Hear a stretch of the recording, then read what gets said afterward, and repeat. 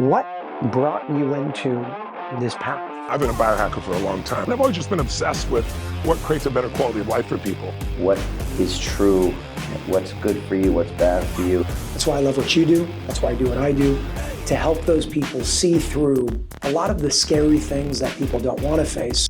America is in a tough spot. You and I have a long friendship, and I've been waiting to have this conversation with you for a long time. We don't deal with our future generations. We're not going to have one very soon, especially with what's been happening in this country over the past few years.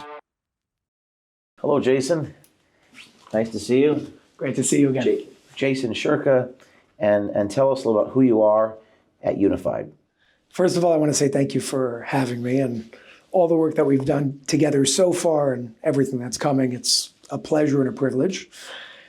Who am I is a long-winded answer. I am a human that loves people, that wants to see this world be a better place, that wants to see this world be a healthier place, and that wants to empower people and educate people, because right now, unfortunately, there are a lot of people that just don't know the truth of a lot of what's going on, and when they're faced with it, don't want to see it because it's uncomfortable.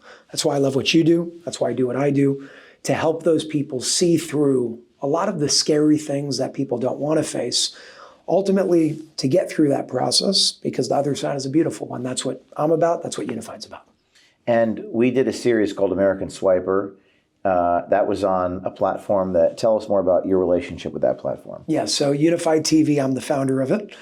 And when my COO, general manager, came to me and she said, listen, we got to do this thing. We want to support James. We love his work. She told me about the show. We were more than happy to help fund it. So that's American Swiper. It's actually one of the top rated shows on the platform now. It's doing absolutely amazing, thanks to you and the work that you're doing. And people are loving it, but they have a lot of questions. And you have a lot of answers to give on these questions, because people are watching and they're like, how the hell did he do this? You know, like, what is the process of which this actually happened? Which you did a Q&A, but we need more. More questions. And more. What are, in your view, the questions that people are asking? Just how do we do this undercover thing? Or how do you get to the people? How don't they know who you are? How, like, at this point, you know, there are all these crazy things going on with all the things that you're exposing, and your name is out there. And yet you're sitting in front of a guy sometimes with glasses on, he doesn't recognize you. Yeah. And it's either you're some sort of magician or they really, really lack social awareness on what's going on. These deep state guys in DC, these FBI agents, these Pentagon officials, White House officials, they just don't know the person. What's you're pretty smart guy. What's your answer to that question? Why do you think they just keep spilling the beans? You know, I'm not a religious man by any means, but I don't believe in God. I think I know God. There's something here that's making something work with some sort of divine order, regardless of what you want to attribute that to, with a name and a story and whatever it may be. And I think God has a very interesting way of making things work, and a very interesting way of getting the truth out there through using certain soldiers along the way, but conveniently getting people to either forget about something or not be aware of something in order to get that truth out. Because if there's one job of that divine form of unfolding, it's the truth always prevailing.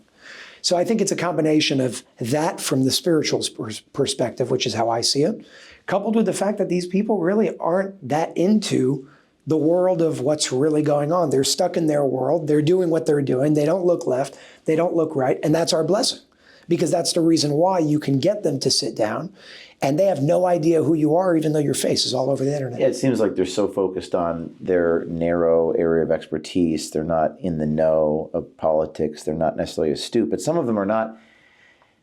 Well, the CIA guy in the episode on UNIFYD TV, he's no dummy. He works for the Central Intelligence Agency. He's in the Chinese Mission Center. Yeah.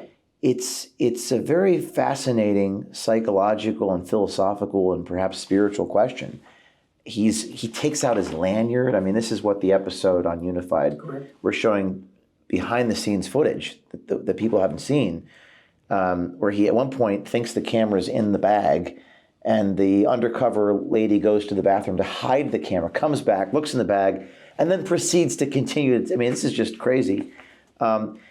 So tell us more about you're the founder of UNIFYD, and just for people who don't even know what UNIFYD is, what is it?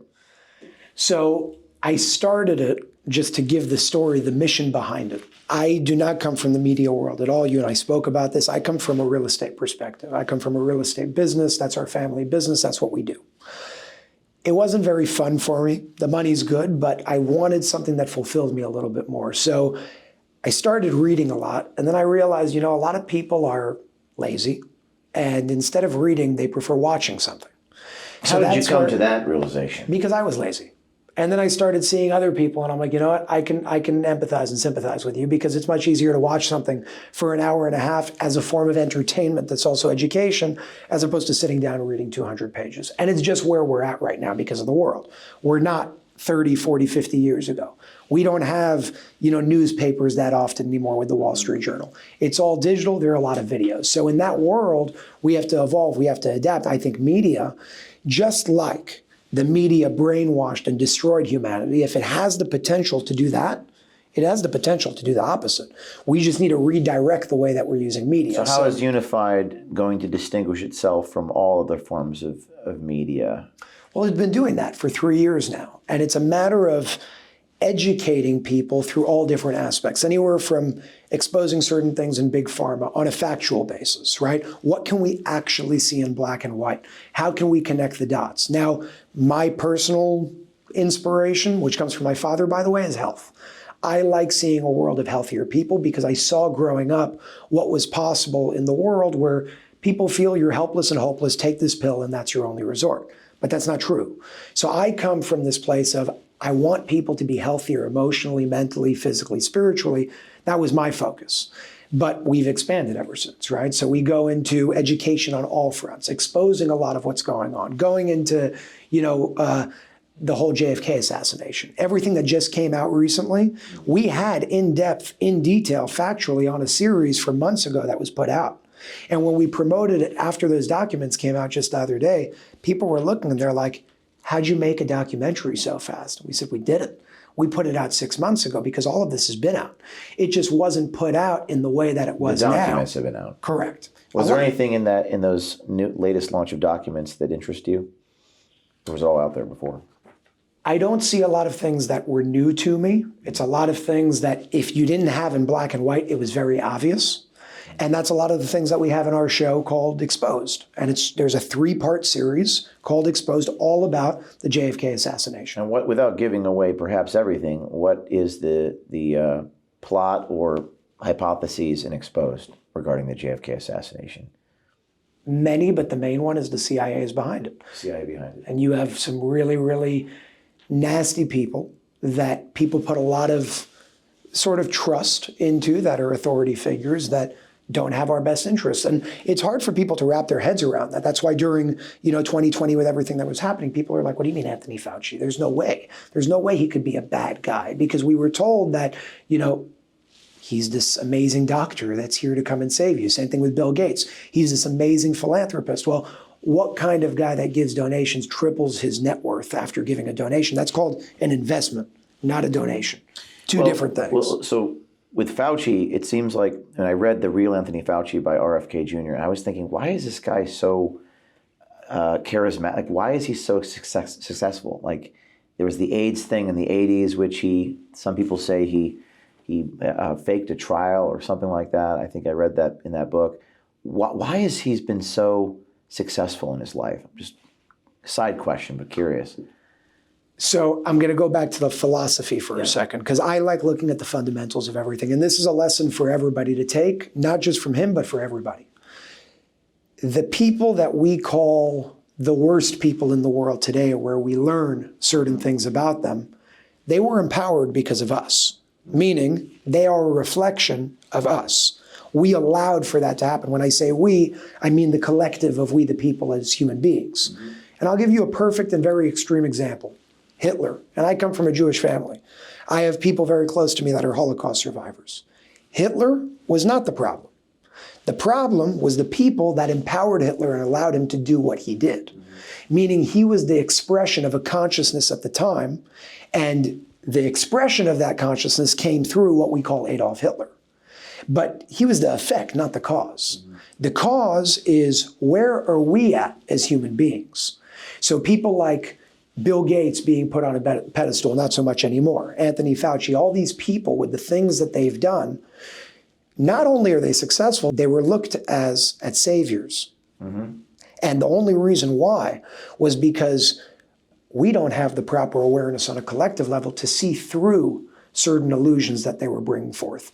Unfortunately, some of the most successful people today, when it comes to financial success, are some of the worst people in the world. Is that getting worse or better in the last 5, 10, 20 years, in your opinion? I think over the past 5 years, it's definitely getting better. I think it will continue to get better, but I believe it seems like it's getting worse. And the reason why is no different than when you fast. If you have garbage and toxicity in your body, and it's been sitting there for 5 years doing damage to your body, and you say, you know what, I'm gonna go on a fast, I'm gonna do a detox. During that detox, you're gonna feel the worst you've ever felt because the garbage is coming out. It's coming to the surface, it's showing itself. But you know that you're going through a detox. You have to experience it in order for it to leave completely. I think that's the phase that we're in now. This is the age-old question. Is it always been this bad, or do we just know about it more? Like when Kennedy was president, you know, everyone was having affairs, and the head of the Washington Post, I don't know if it was Bill Bradley or someone like that, was friends with him, so they protected him. It's like, it's always been, has it always been this bad? We just didn't know about it, and you're saying we're just seeing it. Is that what it is? You know, Julius Caesar was a pedophile. Known fact.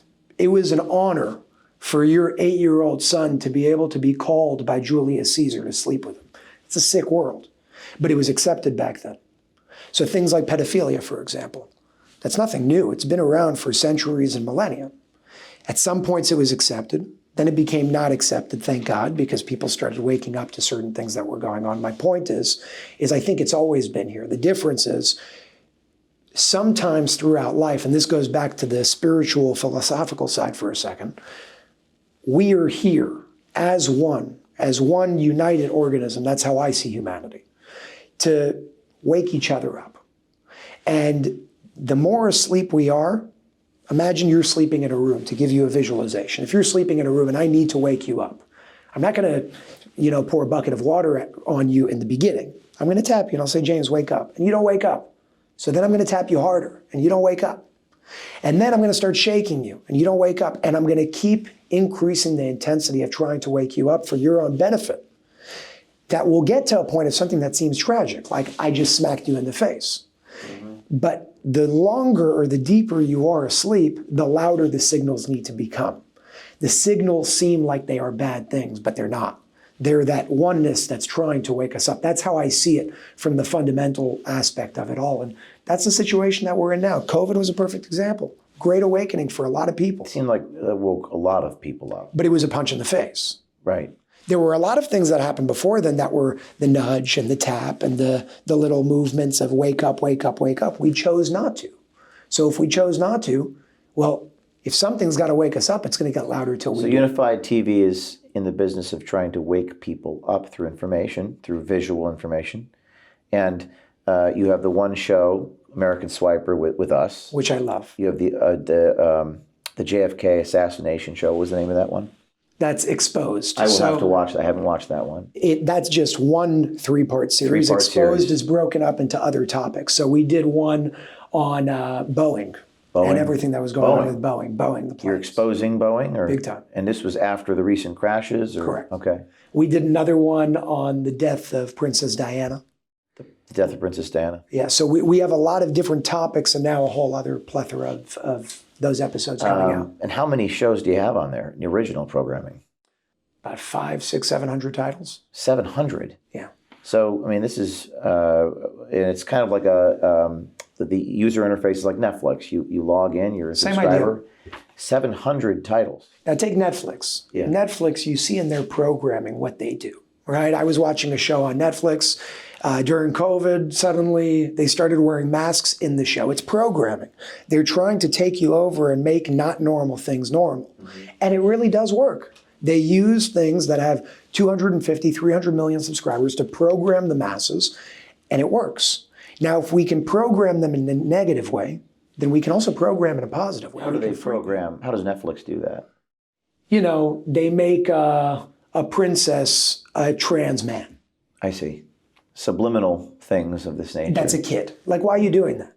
Yeah. You know? And well, most people are spending their time on Instagram, and I'm a victim of this too. I have to do it with work, but that you get addicted to the swiping, and the algorithm reads your mind and feeds you. What is your thought on that?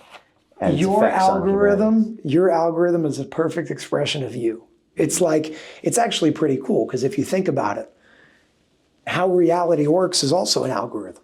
Your thoughts, your beliefs, all of those things create the reality around you just on the level of energy. The energy that you radiate at is exactly what's going to meet you. And there are scientific studies showing that. It's no longer this like spiritual woo-woo weird thing. I'm an empirical man. I like seeing, show me proof, as crazy as it is, let me try and understand it. So life is an algorithm. If you're a really, really depressed person, you're going to see a lot of negative things start happening to you because that's your perception of how you're seeing like life. Manifestation almost. It's energy. Energy. It's you know, they did a study, they took a tuning fork. 432 hertz, let's say, is the tuning fork. You hit it, it starts vibrating. Well, if I have a tuning fork over here that's 500 hertz, nothing's going to happen. But if this tuning fork also is 432 hertz, when I make this one vibrate, this one starts vibrating without anything touching it. It's like a radio. For me and you to communicate, if I'm on channel 5 and you're on 4, we can't talk to each other. But if you're on channel 4 and I go to channel 4, we're going to be able to talk. Same thing like the radio. You want to listen to country. You want to listen to hip hop. Different types of radio stations. Different frequencies, AM and FM, that each station is hosted on. Life works in the same way. Your algorithm works in the same way. The problem is they've weaponized that. So they can push certain things in the algorithm to now reverse engineer your own algorithm of reality, push things for you to see to make a part of your reality that would have never been a part of your reality, like go get this thing in your arm that nobody knows what it does, that no studies have ever been done on, and that shows is actually negative for your health. But let's make it normal, and let's give it to your kid, about 18 of them by the age of 12 months old. That's not normal. We've made it normal. Is the solution to the algorithm's effect on humanity just to get off of Instagram, for example? Just get off of it. What do you think about that? I have an opposite approach. Let's go to AI. A lot of people talk about the negative sides of AI, but AI is a reflection of the inputs that you put into the system. So if the good people leave AI and allow the negative, lower consciousness sort of things to input the information and the knowledge, the AI is going to turn very evil. It's going to turn bad over time because it's a reflection of the operator. That means that if enough operators that are of higher awareness and higher knowledge start inputting information, you can actually have the reflection of that AI be something positive. Same thing with the algorithm. So I would actually use it for the positive side, because nothing is good or bad in that world. It's based on the intentions of the operator. If I am an operator behind that thing that wants to do bad, I can do bad like a knife. I can stab you. I can make a salad. We can turn every form of technology that is negative into something positive. But to do that, the answers lie within ourselves. We have to change ourselves in order to have a different reflection of our expressions. Well, you and I were talking about this when we were having lunch here today, which is just to me, from my experience, it's just the economics of mass media. It seems like the purpose of most of these technology firms are just to make money, and you're not the customer is not. I mean, they're using the people that are using the app to sell products to. Isn't that the goal of these large companies that have these algorithms? We are the product. Right. That's why it's free, because it's not free. What you're selling is your energy, your attention. That's why when you turn on the news, we were talking about this earlier. And like you said with your movie Line in the Sand, people said this should be free for the world. Yes. People tell me that all the time with UNIFYD That was TV. the comment we got was, why isn't this free? And the point you made to me was they don't treat a book like it should be free. Or I said the James Cameron movie isn't free, but maybe something's, they think less of it if you offer it for free as well. So that's interesting. And you also, I mean, listen, it costs you a lot of money. It's not a free thing to put together. I mean, investigative journalism is extremely expensive. And I've been struggling.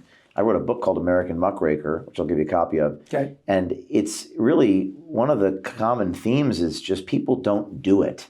It's not something you see. It's much in demand. Everyone wants to see it. And the problem with the New York Times and these other, I read the New York Times. I read it every week. And they got some good international coverage, but it's colored, it's filled with innuendo and half-truths. You know how they do it. But there's a real appetite for real, quality, rich journalism. But you just don't see it. And my theory is that it's just too expensive. Yes. And we were talking about this, and maybe you have some thoughts on this because you have some shows on UNIFYD and how we can bring that back. I think that there's a major demand, like you said. People are hungry for information. And there really are some people, unfortunately, because of the situation that we're in now in the world, there are a lot of people that can't afford a lot of things. And when you can help, we help those people. But we can only help those people when the people that do have show support. And that's how we kind of share the wealth, not just with money, but with knowledge. That's the most important thing beyond money. Because if somebody doesn't have knowledge, but you give them all the money in the world, the money's not worth anything because you're not using it the right way. So I think when it comes to investigative journalism, content that we do in general with UNIFYD TV, number one, there's many ways that we can do things to kind of benefit all sides of the party. But people first and foremost have to understand that nothing is free in the world. And the only reason why people say, why isn't that free? And they'll never say that about a book is because books aren't free anywhere, but media is. Or at least it's perceived to be. But it's not free. No. Because they have commercials in there and they're selling auto, most for the local TV, it was local auto dealerships. And for the large news, a lot of it's pharmaceutical products brought to you by Pfizer, right? And we've been conditioned since we were young. Oh, that's normal. Yep. Maybe that isn't normal. I mean, I don't know, but media is not free, you're saying. Well, the cost of media, because it seems to be free because we think of money, is literally the current situation our entire world is in right now. What if I told you that ever since media started, if you paid $10 a month, that's it, $10 a month, $20 a month, you would never have all the problems of brainwashing that we have in our world today. And people will say, how's that possible? Well, that amount of money is how much you're worth in terms of your attention when you're watching CNN and Fox News and so on and so forth. Yeah. And the attention that they get from you by showing you those commercials is how those stations are actually funding themselves through ads. So the cost is brainwashing, and brainwashing leads us to a really ugly world. You're also spending a lot more than $12 to $20 a month because you're buying the products advertised to you on those platforms. But Correct. People are perhaps penny wise and pound foolish. I want to save, I'm not going to subscribe. I want to save $15 a month. And they're not thinking about the larger issues that you're referencing. Because of education. It all comes down to education. What do you mean by that? If we were educated on how to see certain things, let's say from a business perspective, from a financial perspective, from really every perspective, you wouldn't be able to deceive people anymore. We can only deceive people that are not educated. Well, it also seems to be like discipline, just the will to not participate in temptation, because it's very tempting to, speaking first, go on Instagram and get addicted to that, or watch TV and look at the advertising. It's very tempting. So it's education and discipline. They have experts hired just for the psychological aspect of it. They spend billions of dollars just in the psychology of how to build those algorithms to take over your mind, because your attention is the currency that they're looking for. And the longer you're going to scroll, the more money they make, because the more ads you see. And the more ads you see, the more impressions you do, the more advertisers spend. The more products you buy. Very simple. But journalism, this all goes back to why I'm interviewing you here, and in our makeshift. This is the West Palm Beach office of headquarters of OMG, which we're building out. We're in the process, so we're in a kind of a corner here doing this, but we will be in a studio soon. And I'm fascinated specifically. There's two different issues here. There's journalism. There's also the health industry you're involved in. But on the journalism side, investigative reporting is hard to come by, and you're doing some things. You're supporting us. Our show is on your platform. What's the future of what you're doing? Where do you go from here with UNIFYD and expanding what you're doing? On the TV side, because we have real two functions to it. Like you said, we have the journalism, we have the TV aspect of it, the educational aspect of it, and then we have the more on the ground aspect of let's offer solutions. We can show the problems. Let's offer solutions specifically when it comes to health and wellness, which is something else called unified healing. So with TV, expanding it into a form of, call it programming, like logistically, not in terms of the intention behind it, but you turn something on, there's always something going on. And they have many platforms like that, but they're not showing you the proper things. Now, to do that, you need a lot of content, otherwise it's going to be on loop every month. So that's what we're working on building right now. But my goal with UNIFYD TV is not only to have it for a place for people like me and you, other adults around the world that want to see something from a serious perspective, we want to branch into movies as well. Movies that are entertaining, but also educational. So it sends a very powerful message through the things that you're used to doing all the time, like watching a movie after work when you had a long day. So it's not like a job that you need to do. It's something that's fun that you're also learning from and being educated on along the way. And one thing that is not anywhere in the works right now, but it's something that I really do have an intention to do, is certain programs for kids. So imagine 5-year-old, 6-year-old, 7-year-old is able to watch certain things that can teach them about not just Roy G. Biv, red, orange, yellow, green, blue, indigo, violet, but understanding how each of those colors actually operate and integrate with the body. How you can use certain colors to heal certain aspects of the body. How to deal with trauma and how to process trauma when it occurs in the moment that it occurs. Because if you do that, you're not going to have trapped energies in your body. And when you do have trapped energies in your body, it leads to not only emotional ailments, but physical ailments down the line that manifest. What age children are you like literally 5, 6, 7, 8. 5, 6. And are there is there anyone else doing this right now? No. No one's doing this. Not in the way that I want to. There's a lot of children programs, teaching basic stuff. I mean, I see some people trying to, on the conservative movement, trying to do coloring books and programs for kids, perhaps more in a political way. You're talking more in a... I'm talking bringing this to the entire world in a very mainstream way, but talking about things that matter. Teaching them lessons early on in life that they can take with them, because not everybody has the best family. Not everybody has a mother and father that even knows these things because they weren't taught. So if we could teach them from a young age, you're not going to be dealing with a generation that gets older and suddenly doesn't know what's going on. This might be a little bit outside of what you're doing, but is it the lack of a nuclear family or lack of a father figure? Why are things more broken these days, in your opinion? That's a large question, but it seems to me that would be my theory, that there just aren't father figures as much these days. Yeah, but we got to ask, why aren't there father figures? Right? So that's still an effect. Every effect has a cause, but every cause came from an effect. Perhaps social media and some of that. Listen, it's multifaceted, but one thing that I would definitely double down on, the food that we eat is no longer real. It's toxic. It's gotten worse. It's poison.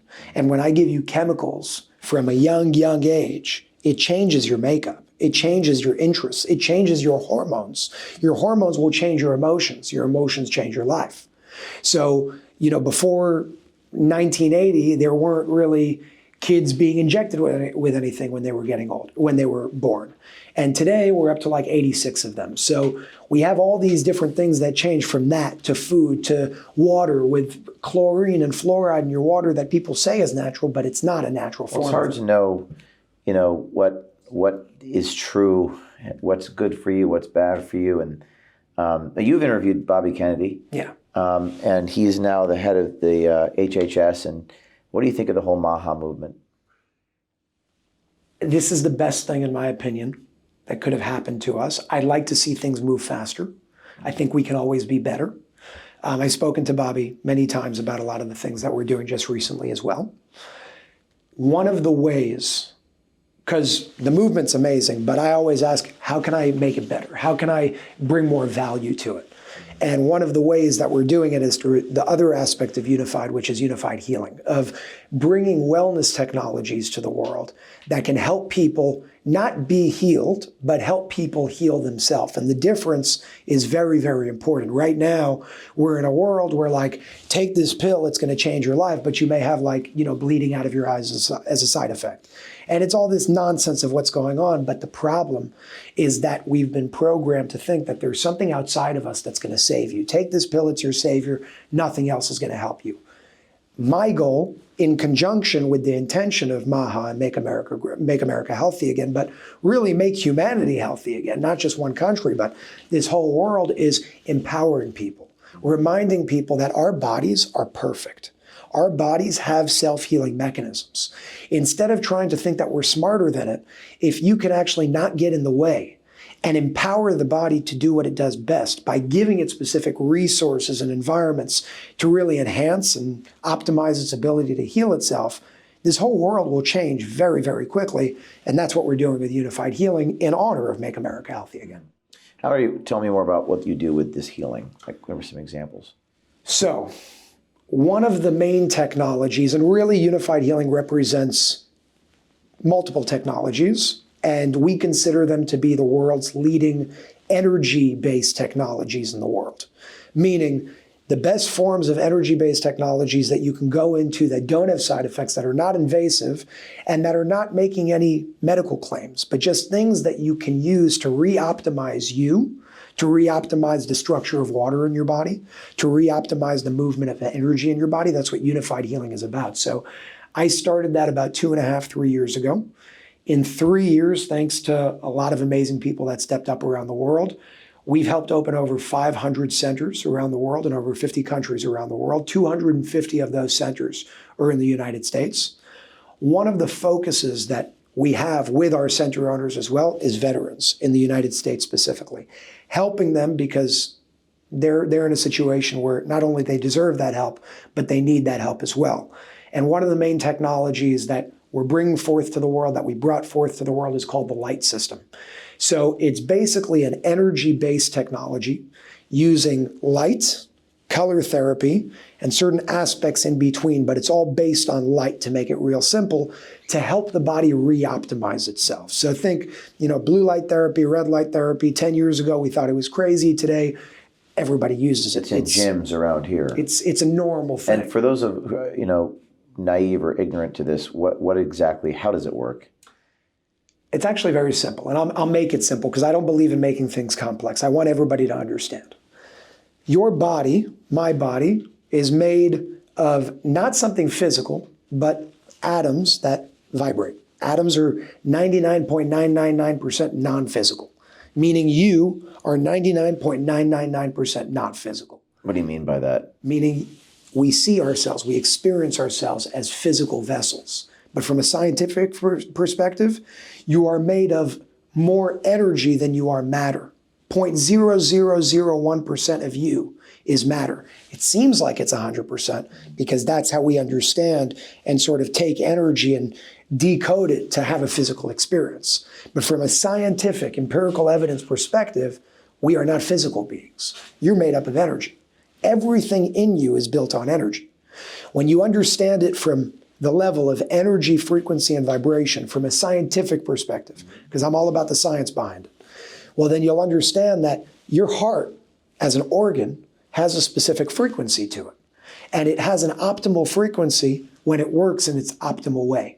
Your liver has a specific frequency to it. So if we can bring the proper frequencies to the proper aspects of your body, it will help take imbalanced organs, which are imbalanced because the energy isn't optimized. And why isn't the energy optimized? Because we're eating garbage, drinking garbage. So it's the food. It's the food, it's your thoughts, it's the stress, it's the world, it's everything around us.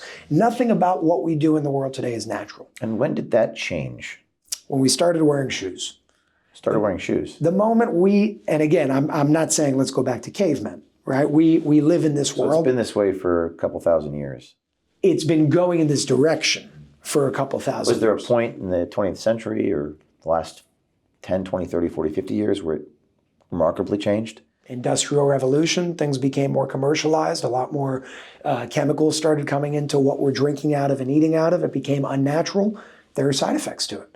You go to medical literature, in the 1700s, they knew what cancer was. There were almost 0 cases. Today, it's like 40%. Is there something, like for example, seed oils, people focusing on that. Is there something like that was particularly egregious in the last 20, 30, 40 years? Did something change? Because they didn't used to use those, I think, right? No, and I know you know this. I'm learning. I don't know a lot, but You know, Bobby Kennedy speaks about this a Yeah. lot as well. Seed oils, again, they're not natural, but they're in everything. Let's put it this way. I didn't know about this 5 years ago. I don't think anyone was talking about this 10 years ago. So my advantage in that world was, for whatever reason, I was born and raised vegan, vegetarian. The reason why was because my father was going through his own health crisis when he was 30-something. He started educating himself on a lot of things. He changed his diet, and when doctors told him you're not going to be able to walk by age 33, he was, doing everything with flying colors after that by going through his own education process on health. So I grew up just around that time. So he started raising me in that way and taught me about a lot of these things early on. So he told you to be vegan. I was born and raised that way. That's Born and just, raised. it's And how are I you was currently raised. vegan? For the most part. Every so often I'll have eggs, things like that, You but don't for eat the red most meat? part. No, I've never eaten meat. Do you advise people not eat red meat? Well, red specifically has its own thing. Steak. No, I don't have anything against meat. I think you can live a very, very healthy life. I think everybody has a different composition to their body based on your ancestry and your lineage. If your ancestry and your ancestors in general, let's say you come from Ireland, and your ancestors have been eating meat for 3,000 years, suddenly you're going to go and say, I'm just going to eat fruits and some vegetables. It may not be the smartest thing to do right away, because it's not just if you're 40 today and you've been eating meat for 40 years. No, you've been eating meat for 3,040 years because of your ancestors. I do believe that if you just go based on logic, in the early times, at some point, we must have only eaten fruits and vegetables. Right. And the reason why is because everybody lived near the equator. We have thumbs, there are fruit trees, you eat it, you live next to water. It's the easiest and stress-free way to live. And it also has the highest level of energy. So if you look at an apple versus a steak, not that I have anything against steak, but factually, an apple is made of like 97% water and 3% matter. A steak, on the other hand, is 70% water and 30% matter. It's a lot more physical. So and this is a generalization, based on what you eat, the hormones and the chemicals in your brain will change. The hormones in your body will change. People that are eating more of like a raw food diet are going to be much calmer individuals. People that eat meat and only meat over and over and over again usually will be more material and aggressive individuals. Like who's the Jordan Peterson? I think he and his daughter Michaela, all they do is eat meat. Yeah. So, I guess what you're saying is it depends. But he's a very gentle person. He's a very gentle person. 100%. So that would depend upon your history, your makeup, your I think there's a biochemistry. million different factors. Yeah. So how does someone know? Do they just use common sense, intuition, trial and error? How do you know what's good for you? There are certain doctors that will test your blood. Certain blood types will show you what is good for you, what's not good for you. Now, I'm not an expert on that at all. What I would always say, it's not medical advice, but what I always say is you trust your body. You want to try and eat less meat and see what happens for you, give it a shot. It's almost like a trial and error thing. Yeah, and if your body doesn't feel good, don't do it. And if it feels great, do it. Follow your own body what you do. So this energy system, this light, I actually, in full disclosure, I did it in Los Angeles. I did it once. I need to do it again, but I definitely felt it affect me. I remember doing that. Yeah. So you're doing this light therapy, and how is that going? It's going phenomenal. What I love the most about it is what people actually see in terms of the outcomes of it. Now, this technology has been around for a long time. It's been around for 30, 40 years. I came into the mix 3 years ago and helped boost it up and bring it out to the world, and now we're doing that on an even higher level. My goal ultimately is how many people can we help and how many stories can we see shared? And we're seeing people, and really people can go to the website and see it themselves in terms of what people have to say. What's the website? thelightsystems.com and unifiedhealing.com is where people can go and find a center near them. But what I always say is look at people's experiences. Go to the actual center nearest to you and experience it yourself, because it can't hurt you. Definitely can't hurt you. It can only help. The question is to what degree. I've seen people with their vision reverse, their hair grow, every ailment under the sun. I've heard of people sharing incredible, incredible stories regarding them. Even children that were autistic and nonverbal suddenly be able to start speaking again. And it's not a miracle. The technology works in very basic ways. On our website, on thelightsystems.com, there's an educational handbook so people can read it and understand, because I don't want it to be this like secret of like, ooh, it's this miraculous thing. Everybody should understand how this works.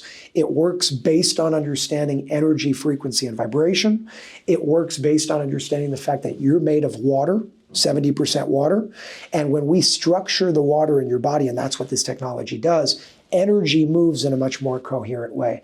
And when energy moves, you don't have what's called a dis-ease of energy, because that's what dis-ease is. Disease is when energy, dis-ease. There's ease and there's dis-ease. Yeah. Dis-ease is when energy gets stuck in the body. The light system is helping energy move, and the Unified Healing Centers are where you can experience that and many other technologies around the world as well. What I'd like to do is talk a little about you. How old are you? 27. So you're a very young man, Yeah. and most people don't do global healing and start a TV platform that's akin to Netflix for the unenlightened masses. What made you this way? Your father? Yes. My father and my mother. I was blessed with the most amazing family in the world. My father came from nothing, really nothing, back in Israel. He came here when he was 16. So he was born in Israel? Yeah. Came here when he was 16. And your mother, where is she from? She kind of lived all over the place growing up, but she was born in Seattle. And her father was a businessman. He passed away when she was 14 or 15. Mm-hmm. And she started having to support her mother and all that. So she grew up very quick. And my mom is one hell of a person. The woman's just legendary. She's a beast of a woman. And my father, unfortunately, a few weeks ago, he passed away. But the man is something that I will forever live in his honor and do things in his honor, because not only he was an amazing businessman, the man is just one of the strongest men I've ever met in my life, and an honorable person. What did he pass away from? It was an infection that completely grew out of proportion very, very quickly. One thing led to another, couldn't breathe. So this must be a very hard time for you, because you were very close with your father. The most difficult. And your father, what made him, he was just a very driven man? What was it about him? You know, he's one of 4 siblings, grew up with nothing, saw his parents have nothing, came here when he was very young. His older brother was already here as a taxi driver. One thing led to another, right place, right time in East New York and the Bronx. Properties were worth almost nothing back then. They were able to accumulate properties in a short period of time because landlords just didn't want them because of the amount of crime, and there were so many robberies and thefts. How old was your father when he passed away? 62. 62. Very young. So he's born in Israel, real estate in New York. Yeah. And this man led you to the man that you are. 100%. Him and my mom together. They're caring people, but they're very, very, very intense. And there is no losing. There is no failure. You're going to do something. You're not just going to do it well. You're going to be the best in the world when you do it. How do you go from real estate to energy and medicine and healing? I was always interested in the energy, health, wellness, healing, all those things, because my father, as he was a businessman, his passion, because of his early experiences when he was alive, was he was just so educated on the topics of health. People would come to him as a friend. Can you read my blood test?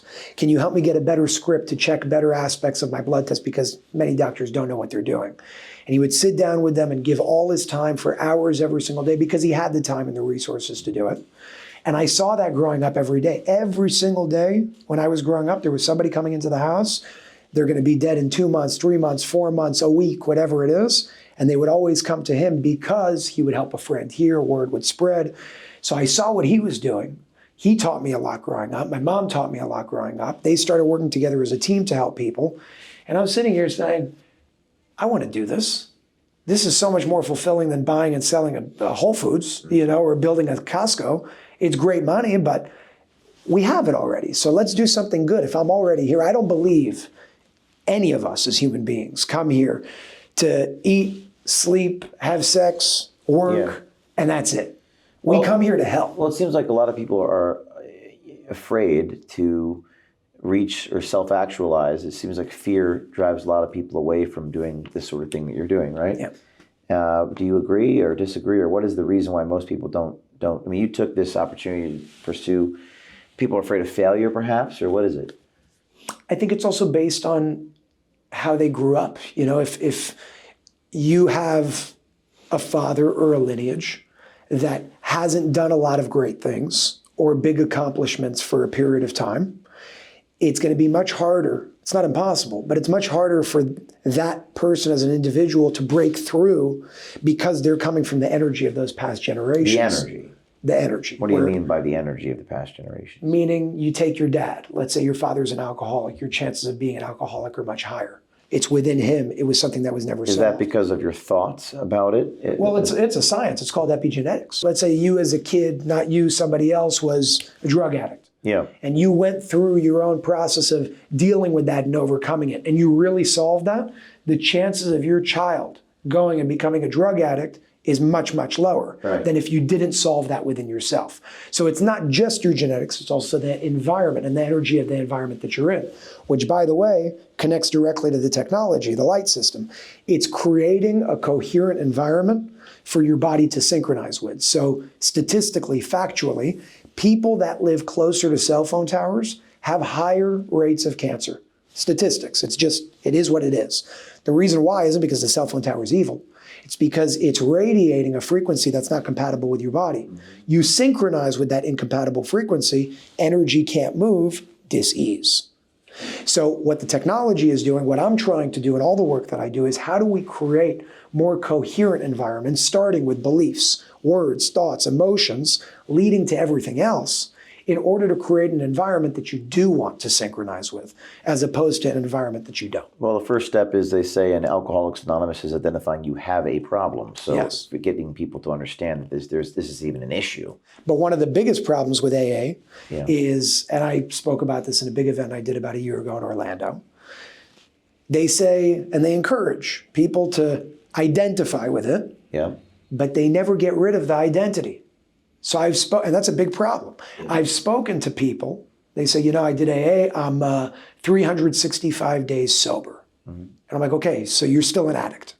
Because you just told me you're 365 days sober, which means your identity is one of an addict that is taking the action of being sober. So what do we learn from that? If you want to make a change in your life, it's not about the actions that need to change. It's your identity that needs to change. So when you want to stop smoking and somebody comes and says you want a cigarette, you don't say, no, I'm trying to quit. You say, no, I'm not a smoker. You change the level of identity in order to change the action. Otherwise, if you do it in reverse, you'll change the action for 6 months, a year, 2, and eventually you're going to relapse. Some of these are just thoughts and for, you know, as someone who's a layman here, I have no expertise in what you're saying, but I'm just approaching it as a journalist and trying to understand. To me, it's how you perceive yourself, what you say to yourself, negative prayer, just changing your attitude, perhaps. I mean, 100%. As a kid, my father he's a very good man, a very driven man, very hardworking man, and his father was a very hardworking man, one of 10 Irish Catholic children in upstate New York. So I come from a family of very, very hardworking, very industrious, I mean, almost to the point where they work too hard. And that's how I was raised in suburban New York, where it was not everyone is working, you know, with, you know, bricklaying and roofing. And that's what I did on weekends. And that was very normal to me. And perhaps a different world in the 80s and 90s. I don't know if that life that I came from is going to exist for kids. But that's was very normal to me. And then when I got older, I saw that was not a typical upbringing. To have my parents are still married, they still love each other. They're in their late 60s. That's highly unusual. And I've seen that people come from broken. Most people have issues with their parents. There's something to that. I think a lot of it, and I'm American and I love America, but I think a lot of it has to do with the culture in our country. We lack respect. We lack honor as a country, and we need to bring that back. Well, that's counterintuitive because we come from the land of the free and the home of the brave. You think honor would be tightly associated with American. You know, I come from a Middle Eastern family. If I ever disrespected my father or my mother or said anything out of place, I'm getting my ass beat. You know how many people I saw, and it was always generally in the more Americanized overtime households. They're cursing at their mom, they're cursing at their dad, and the parents are taking it. That's what breaks a home. What breaks a home is when the parents, in my opinion, when the parents they've become weak to a point where you can't control the child. Tolerating disrespect. Big time. Yeah. When you lack honor and respect, you have nothing. Yeah, well, that seems to be diminishing. And it seems, people being aware. I mean, I didn't really understand these dynamics about my parents until I was probably in my 30s.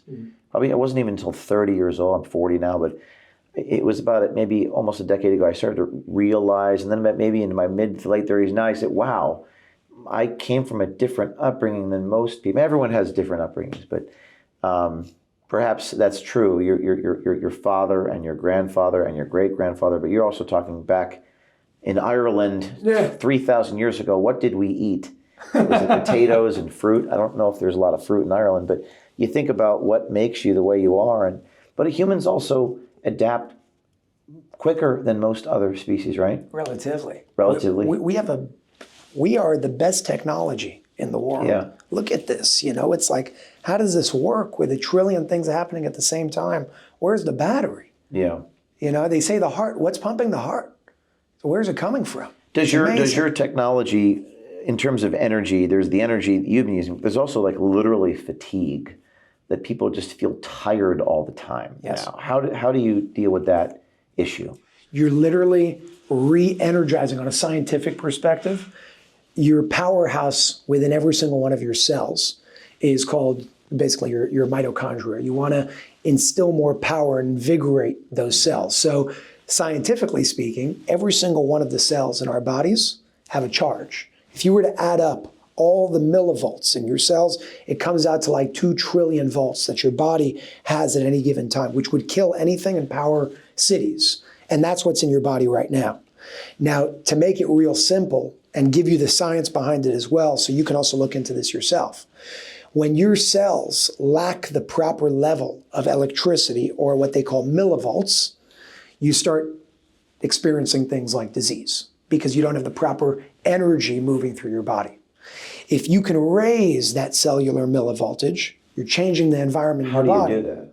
That's what the technology does. It creates an environment through also what's called photonic collision. This is getting a little sciencey for a second, but photons are like particles of light.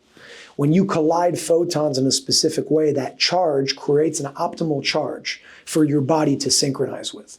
So think about it as like a wireless cellular charger for your cells, just like you have the wireless charger for your iPhone, same thing. Your iPhone works better at 100% than when it's at 3%. It starts lagging. It doesn't work real great at that point. We're no different. We're electrical beings. You need energy and electricity in the cells to operate. So by the mechanism of the system, without going too much into the science, but the handbook and the educational handbook on the website explains all of it, it increases your cellular charge, which increases the level of oxygen in your blood. It increases the pH of your body because they're all directly correlated, and it changes your overall being. So thank God I'm not sick in any way, but when I feel completely run over by a truck from all the work that I do a lot, and I know you experience that a lot, I sleep in it, and it changes everything for me. You what? I sleep around the system. You sleep around the system. Yeah. What do you mean by that? Meaning when you see the system, it's like big units in a room that don't touch you. You saw it yourself. You're in the room of the environment that it's creating. I sleep in the room with it. For 8 hours? 8, 9, 10 hours sometimes. There's no overuse of it. It doesn't. No. Because all it's doing is creating a coherent environment for your body to synchronize with. All the benefits of that are multifold, structuring the water in your body. What do your critics say? Do you have any critics, any skeptics? Yeah. What do they 100%. Say? Take quantum physics and Newtonian physics. Those are two different aspects of science where, like Albert Einstein went the quantum way, and then I forgot the other guy, but Newton essentially was the one that started the other one. One is linear, the other one is kind of everywhere all the time that we can't really understand. So it's not just my critics, it's critics in general of trying to understand how could everything be connected to everything. It doesn't make sense because we can't measure it. And that's true, we can't measure it completely because it's not linear. Our machines measure things linearly. But in terms of what it's actually built on, when you're talking about things like quantum entanglement, nobody understands how the hell that works. They know that it works, but nobody gets it. So the critics go against it saying, we don't understand it, therefore, no. What I focus on as the person that I am is, you could say whatever you want. I want to see what is the outcome of this specifically. What are the results of this? What am I seeing on the ground? Because even if you gave me a study, you could falsify the study. We see it all the time with the people that fund them. I want to see it with my own eyes. I saw my own family members. I saw my own family's pets, dogs, overcome things that were almost terminal, that changed their lives forever, which is what really brought me forth and said, we got to bring this. So that's where I brought the light system, but there's so many technologies out there that do great things. Where are your clinics located? 55 countries. So how many are there in the state of Florida, for example? I believe 20. There's one in West Palm Beach, or? There's one in Boca. Boca. Boca is the energy room, one in Hollandale, one in Brickell in Miami. Layla Sentner, who if you haven't connected with, you should connect with her. She's phenomenal. She has one of the greatest wellness clinics I've ever seen in my life. And you would appreciate being there. Yeah. Why do you think mainstream medicine resists this? And why is there such opposition in legacy media? Because the only way legacy media and mainstream medicine can continue to succeed is by making sure that we continue to be disempowered. Meaning, they don't want you to be healthy. They don't want you to die either. They want you to live a long life, but a sick life. Because the average American today is on 6 pharmaceutical drugs every single day, which is a sick world that we live in.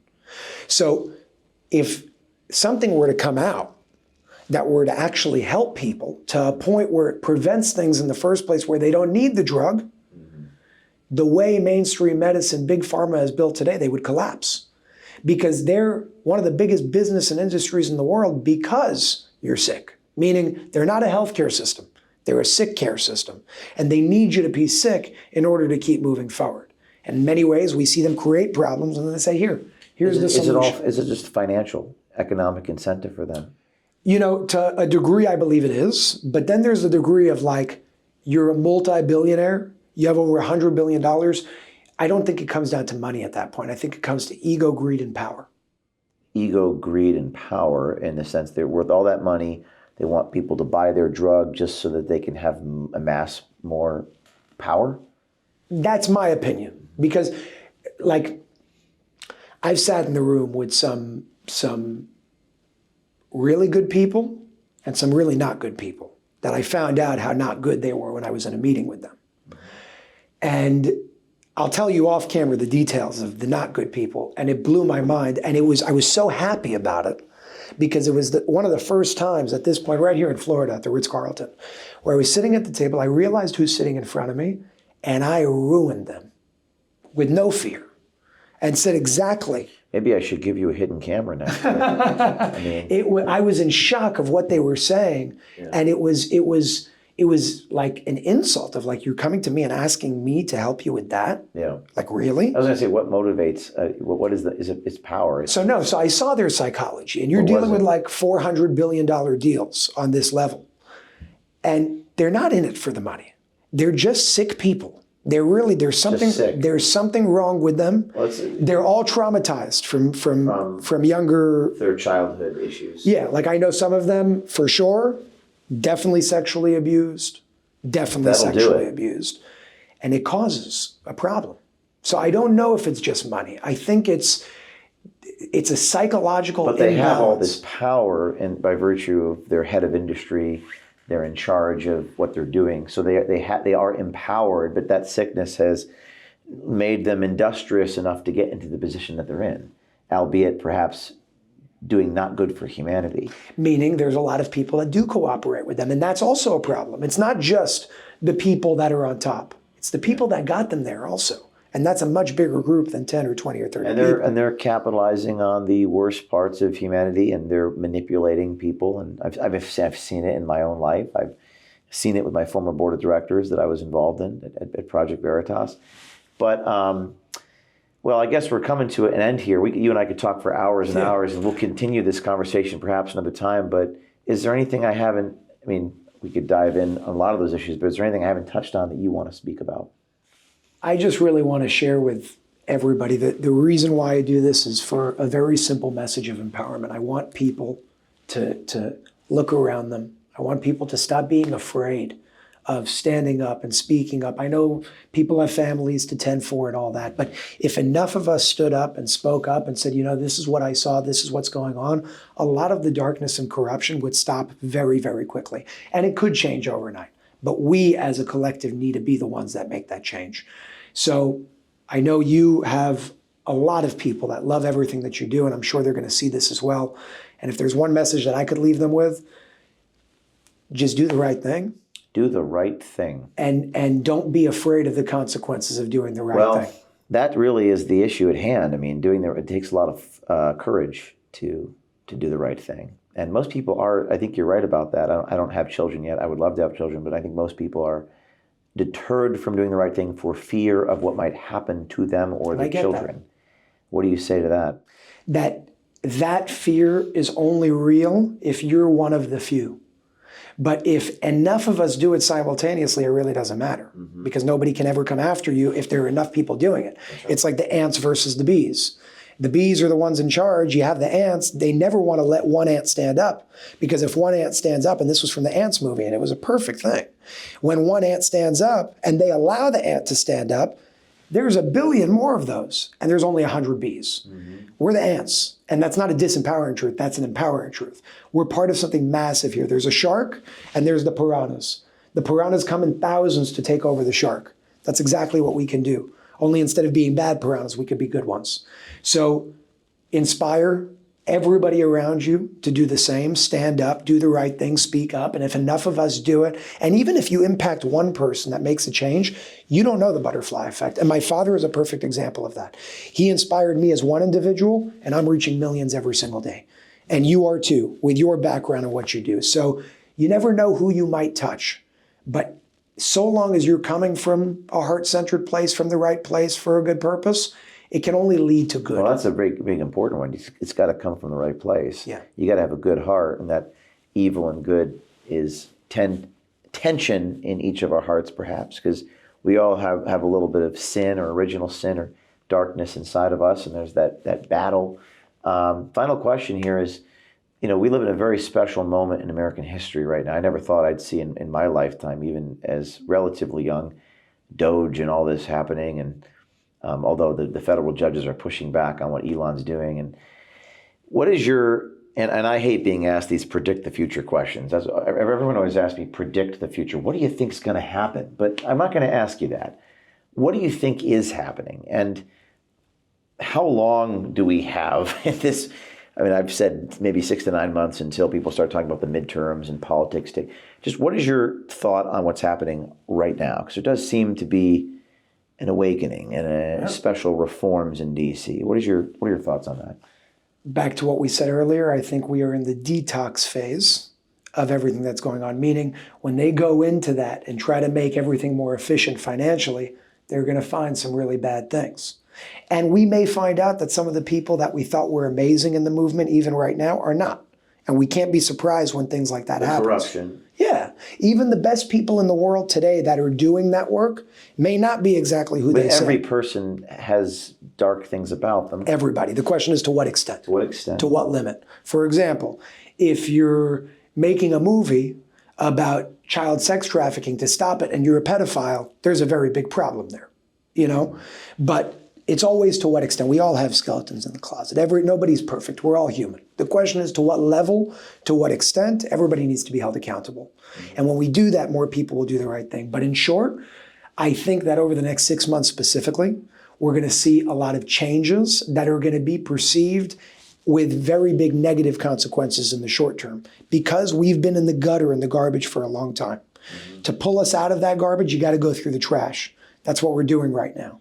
I do see a bright future on the other side. I think 2026, already starting this year, but 2026 is going to be a much brighter year. The question is, and my question is, not even from a political standpoint, but will Trump make it to the end of his term? That's a very big question. And if he does, And if he does, I do believe that at that point, and I'm sure it will be in terms of, Democrat, Republican, and all that, I want to see a world where we really do have an independent party and we really do merge all the good from all sides and make a different one. I don't think that's going to happen on the next term, so I do believe that the one succeeding him will probably be J.D. Vance. But that's if Trump makes it through. 4 years is a long time in American politics. It's a long time when everybody's trying to kill you. Well, that's true too. It's been 4 years since the pandemic, and well stated. And we'll see what happens. And I'd like an intro on a positive ending here. I'd like an introduction to that individual. What was the name of the person in? Layla. So I want to bring you to her wellness center. She's on our network with UNIFYD Healing, one of the 500. She's incredible. Her and her husband do a lot of philanthropic work. Miami? Yeah. I would love to an introduction. So yeah. And they actually have a school called the Cellular Academy that does everything that I want to do virtually, but in a physical school on the ground. In a school. In a school. I'll take you all around. You'll love it. All right, Jason. Well, thank you very much. Thanks for stopping by. Thank you very much. Appreciate it. Appreciate it. Hey, thanks for watching this video. There's so much more I'd like to dive into, but unfortunately, we can't do that here thanks to the heavy censorship efforts from big tech. If you want to explore this topic further, you can dive deep by accessing our entire uncensored library on UNIFYD.TV. There's a link in the description below this video if you want to check it out. A membership to UNIFYD TV gives you unlimited access to hundreds of uncensored podcasts, investigative journalism, documentaries, films, and content that was once available on major streaming platforms like Netflix, but is now banned from the internet. For just $14.99 a month, which is less than $1 a day, you get access to it all. Your subscription also helps keep the platform running free from censorship and corporate influence. Please consider supporting us and enjoy all of our unfiltered and thought-provoking content in return. Thank you very much, and I will see you on UNIFYD TV.